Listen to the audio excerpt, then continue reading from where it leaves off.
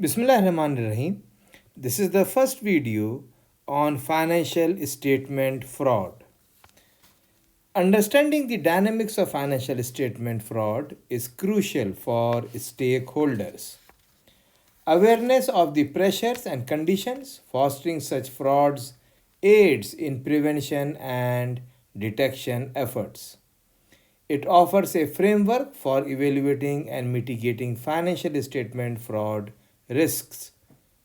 In this video, we will talk about Rite Aid Corporation accounting fraud case, the problem of financial statement fraud, corporate wrongdoing and financial scandals, understanding financial statement fraud. Please like, subscribe and share my channel to search for accounting lessons and hit the notification bell button to alert you for the latest video. For all of your questions, comments and suggestions, please put them in the comment section below. And for webinar and guest speaker invites, please send me a message at accountingamir@gmail.com. Accounting is AK. We hope that this video helps students in their academic development and teachers in enhancing their lesson plans and teaching methodologies. So let us start with Rite Aid Corporation accounting fraud case. Rite Aid Corporation was established in 1962 as Thrift D Discount Center. The corporation grew rapidly through acquisition and by opening new stores. In 1968, it was listed on the American Stock Exchange and moved to the New York Stock Exchange in 1970. In 2007, it was one of the nation's leading drugstore chains with approximately 3,330 stores and 17.5 billion in sales. On June 21, 2002, SEC charges former senior executives including CEO Martin Grass, CFO Frank Bergonzi, and Vice Chairman Franklin Brown.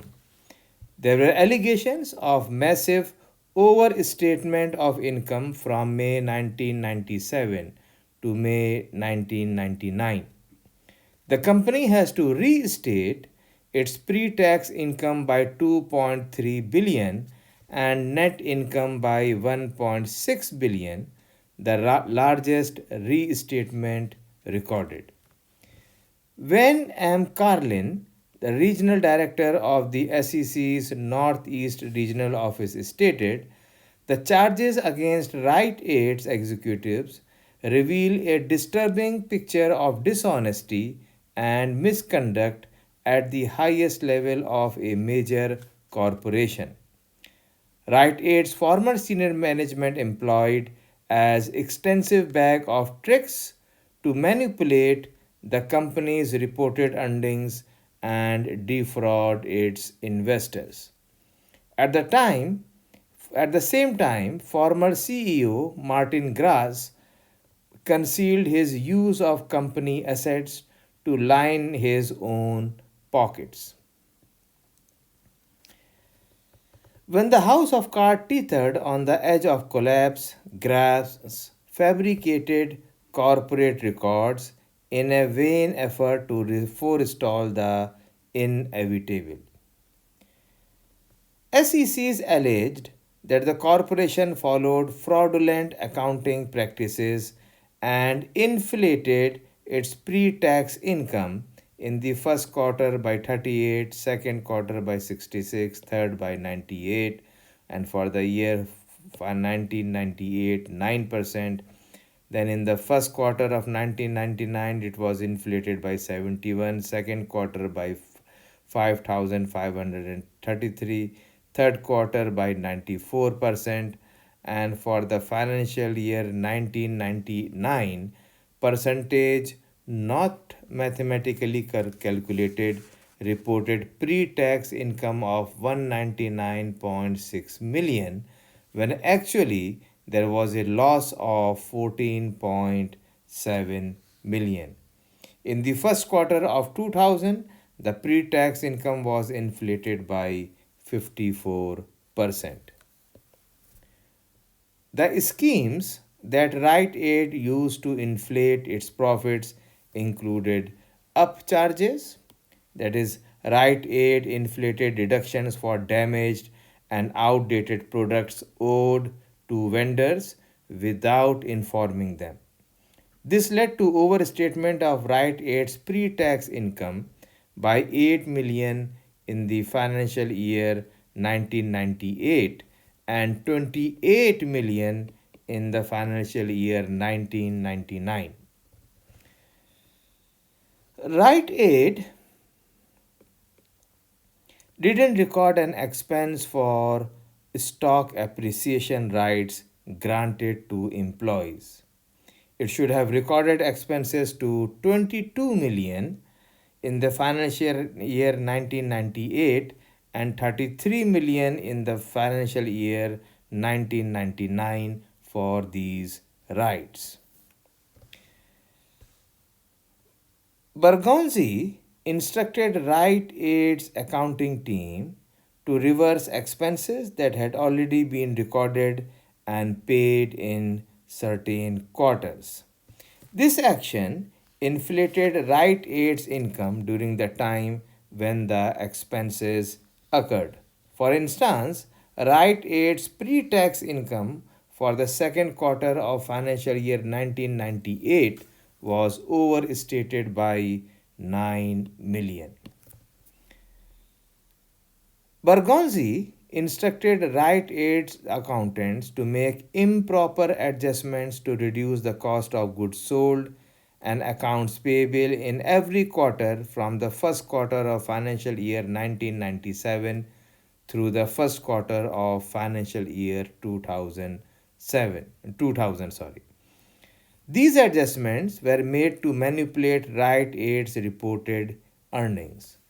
For instance, they overstated pre-tax income by 100 million in the second quarter of financial year 1999.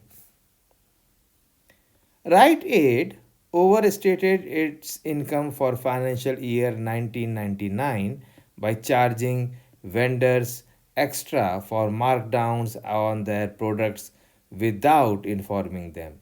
The vendors were unaware and believed these deductions were for damaged items.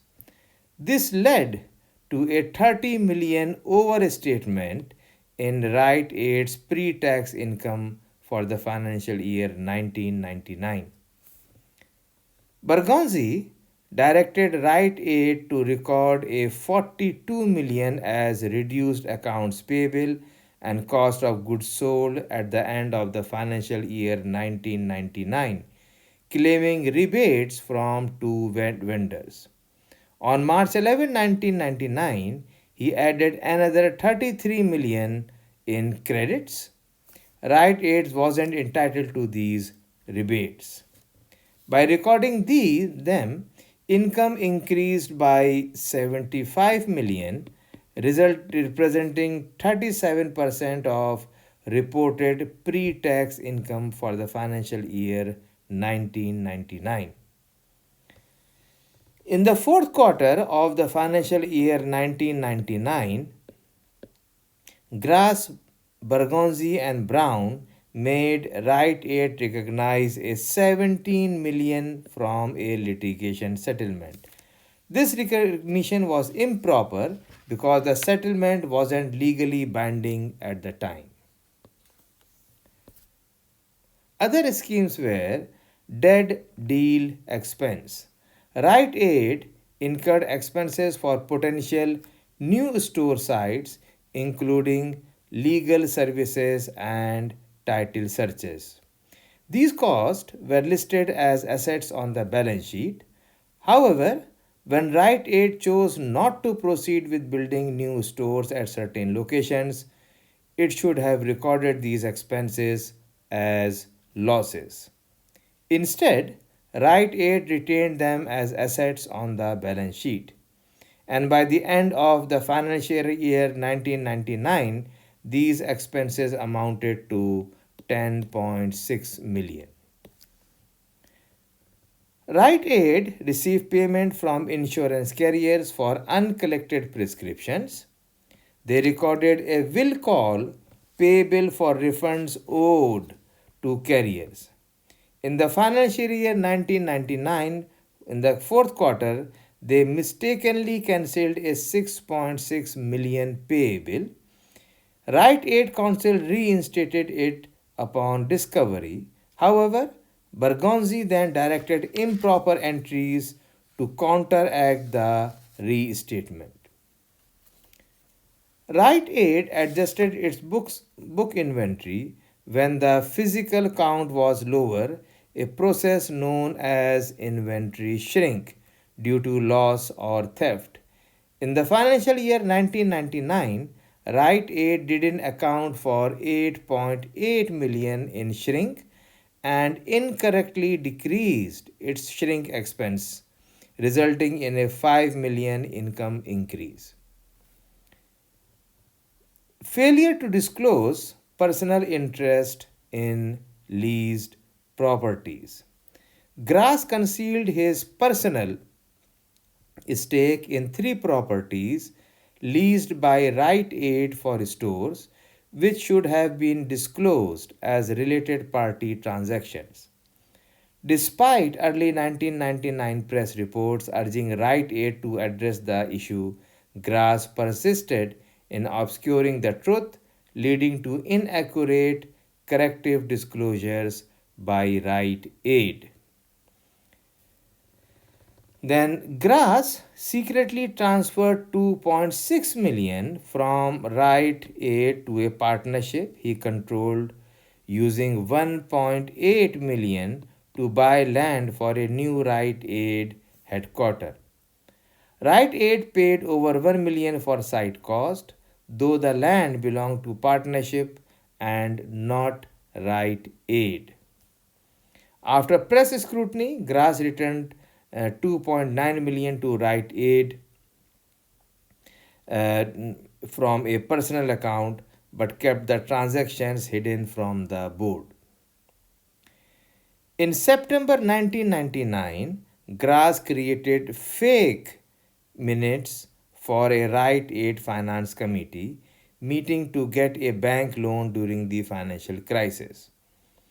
He falsely claimed the committee approved using Rite Aid's stock in PCS Health System Incorporation as collateral.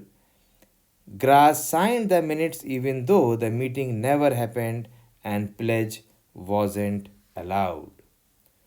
CEO Grass received an 8-year prison sentence on May 27 for his involvement in all these frauds. Next, let us talk about the problem of financial statement fraud. Stocks and bond markets are critical for a capitalist economy. Efficiency, liquidity, and resiliency of these markets rely on accurate assessments by investors, lenders, and regulators. Financial statements are crucial for maintaining efficient capital market. They disclose a company's past, present, and future financial status. Most financial statements adhere to GAAP principles to ensure integrity and fairness. Financial statements are generally prepared with integrity and present a fair representation of a company's financial position. GAAP guides the accounting process, emphasizing objectivity, integrity, and judgment. Financial statements can be misrepresented through manipulation, falsification, or alteration of accounting records. Misleading financial statements pose serious problems such as investors' losses, distrust in the market, and legal repercussions. Investors may suffer significant losses due to fraudulent financial statements. Lack of trust in markets and accounting systems can lead to market instability. Individuals and organizations associated with financial fraud may face litigation and public embarrassment. Financial statement fraud undermines the integrity and reliability of capital markets. Upholding standards of transparency and honesty is essential for maintaining trust and stability in financial systems. Next, let us talk about corporate wrongdoings and financial scandals. From 2000 to 2002, a series of corporate wrongdoings rocked the United States, causing a crisis in confidence in capital markets. Some key abuses that contributed to a 15 trillion decline in public company stock value included misstated financial statements and cooking the books. Companies like Quest, Enron, WorldCom, etc. manipulated financial statements, results with the help of multiple individuals to mislead the public.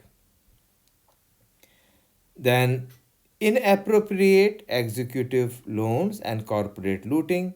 Executives like John Rigas, Adelphia, Dennis Kozlowski from Tyco, and Bernie Ebbers, WorldCom engaged in corporate theft.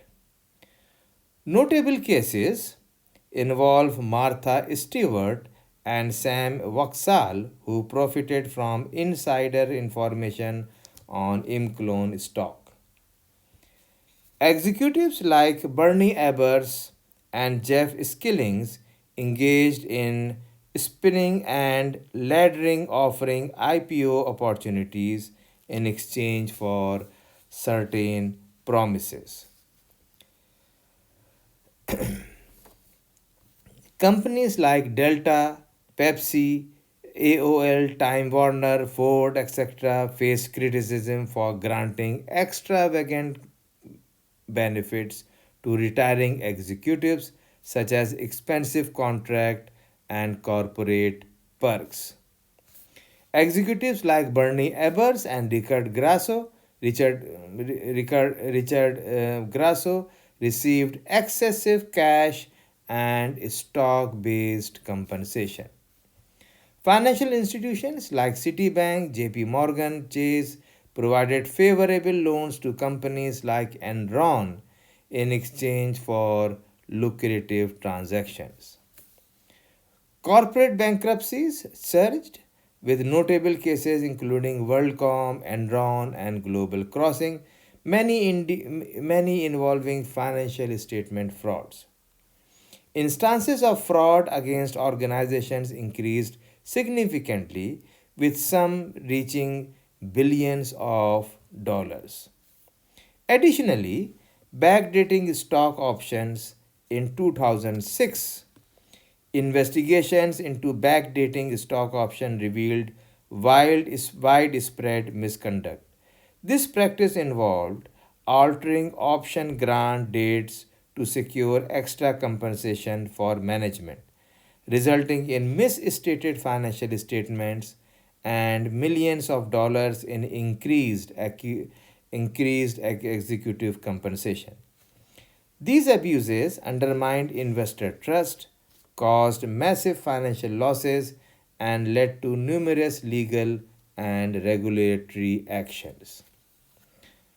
Finally, let us look into financial statement fraud. The financial statement fraud stems from ethical compromises driven by three key elements: perceived pressure, perceived opportunity, and the ability to rationalize the fraud. Remember the fraud triangle. Perceived pressure, the perpetrators face pressures like maybe financial losses, failure to meet earning expectations, or the need to compete with other companies. Executive compensation, often tied to stock options, creates pressure to boost stock values significantly. On the basis of these arguments, they justify fraudulent actions backed by weak control and complex transactions. Fraud perpetrators believe that they can get away with fraud due to weak oversight, inadequate internal control, or the ability to disguise fraud behind complex transactions or related party structures. Perpetrators rationalize their actions as acceptable. Executives may justify fraud by claiming it's to protect the shareholders, maintain high stock price, or citing common industrial practices. The perfect fraud storm refers to the convergence of nine factors that contribute to creating an environment conducive to fraudulent activities within organizations. These factors, when combined, amplify the risk of fraudulent behavior and undermine the integrity of corporate governance and financial reporting. Let us look into each one of them, and the first one is a booming economy. The prosperous economy of the 1990s and early 2000s concealed many existing issues and unethical actions within businesses. During this period, most companies, including new dot-com ventures, appeared highly profitable despite some operating on unproven business models. The economic boom allowed fraud perpetrators to hide their actions for extended period. The rise of online investing allowed inexperienced individuals to enter the stock market, leading to irrational investment decisions. Several fraudulent activities uncovered post 2002 were actually ongoing during the economic boom, camouflaged by overall prosperity. Executives believed their companies were more successful than they truly were, attributing success solely to management. The extended periods of prosperity led firms to overlook the true reasons behind their achievements. Management's tendency to credit itself for good performance without understanding contributing factors created unrealistic expectations. During downturns, CEOs felt pressure to maintain previous levels of success even when past methods were no longer effective.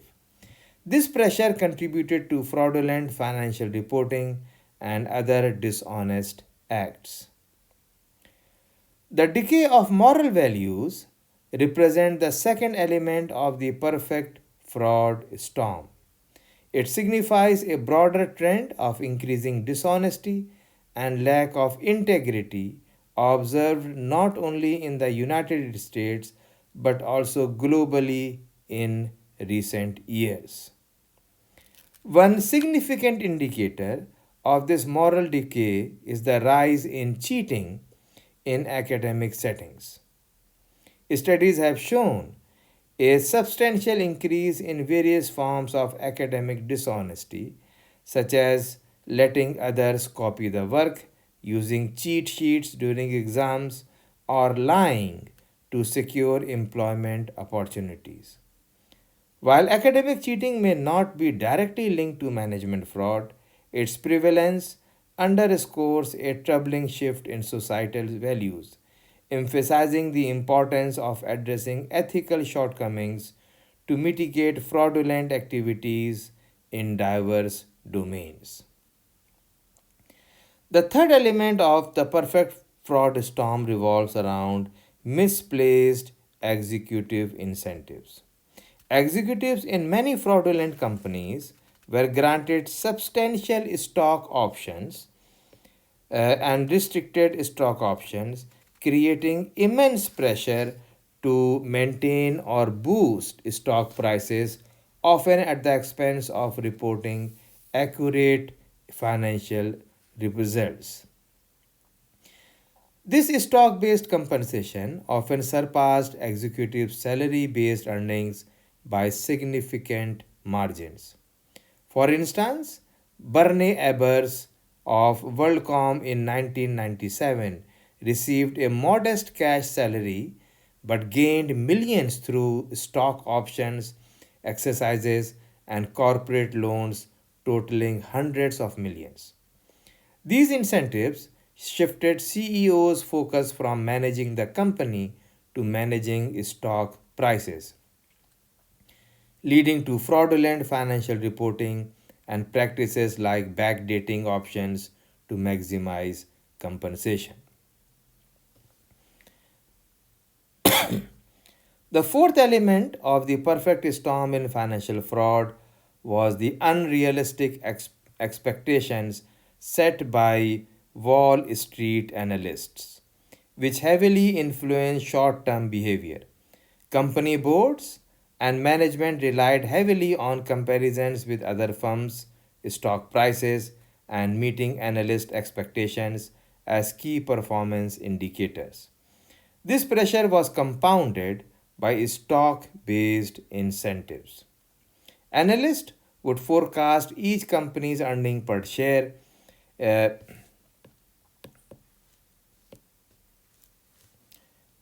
Uh, Analysts would forecast each company's earnings per share uh, each quarter, and missing these forecasts has severe consequences for the company's stock price. In one case, a company committed fraud to meet Wall Street's estimates, inflating its earnings to match the expectations. Management inflated the company's operating income by over 500 million before taxes to meet Wall Street expectations during 1998 to 1999. The fifth element in the perfect storm was the significant debt burden carried by fraudulent companies.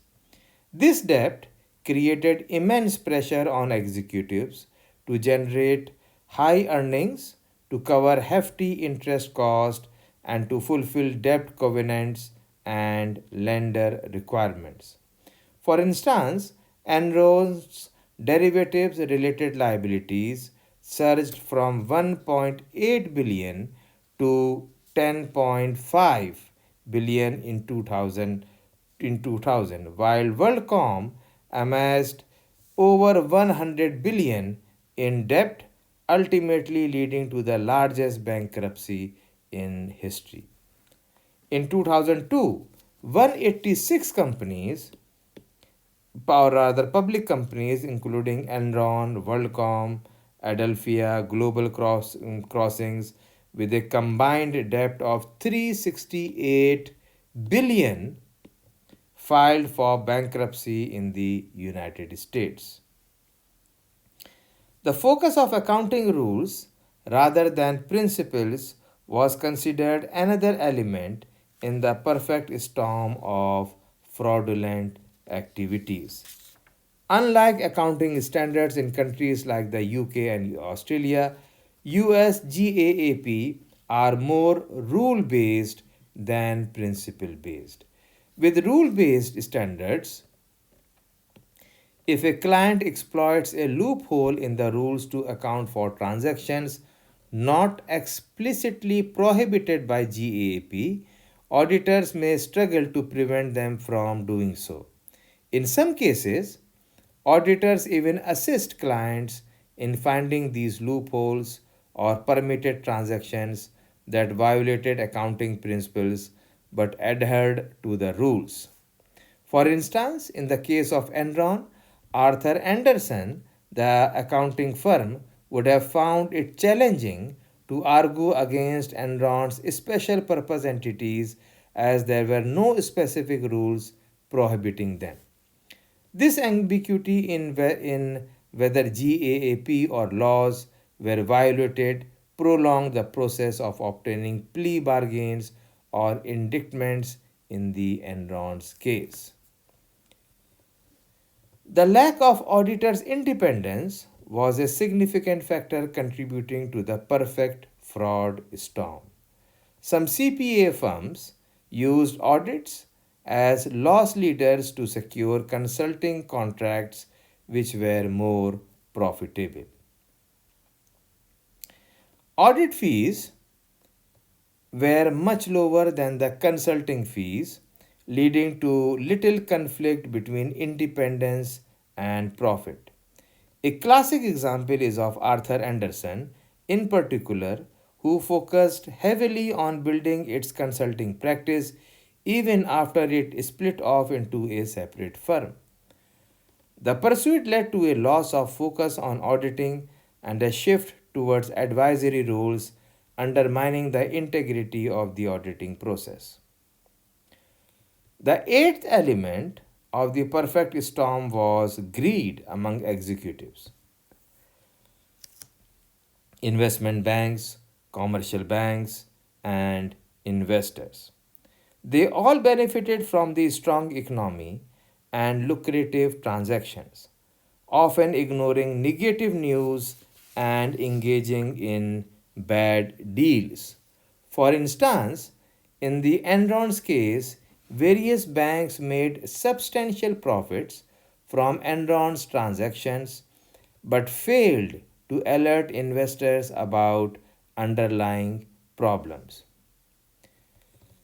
Security analysis continued to recommend Enron even as negative news emerged, and Enron's outside laws firms also profited but failed to disclose issues. Additionally, major credit rating agencies received fees from Enron but failed to warn investors about impending problems, even rating Enron's debt as investment grade just before its bankruptcy. The ninth element of the perfect storm highlights failures within the education system. Lack of sufficient ethics training provided to students. Firstly, educators often did not provide adequate ethics training to students, leaving them ill prepared to handle ethical dilemmas in the business world. Many individuals involved in fraudulent schemes lacked a strong ethical foundation, leading to their participation in dishonest activities. Secondly, educators neglected to teach students about fraud detection and prevention. Business schools graduates often lack the ability to recognize fraudulent behavior or understand the red flags indicating possible dishonesty. Lastly, traditional accounting education focused too heavily on content knowledge rather than developing analytical skills. Accountants frequently encountered situations where their theoretical knowledge did not apply, leading to misunderstandings and missed risks. These failures in education contributed to the prevalence of financial statement frauds and undermined investor confidence. Consequently, regulatory bodies like SEC, New York Stock Exchange, NASDAQ, and FASB have implemented new laws and corporate governance changes to address these issues. So, this completes the first video on financial statement frauds. I hope you have enjoyed this presentation. And if you found value in this video, then please like, subscribe and share my channel and hit the notification bell button to alert you for the latest video. For webinar and guest speaker invites, please send me a message at accountingamir@gmail.com. Remember, effective questioning brings insight, which fuels curiosity, which cultivates wisdom. If you have any question or any suggestion regarding this session, then please put them in the comment box below or by email, and inshallah I will reply you back. Thank you so much and happy learning.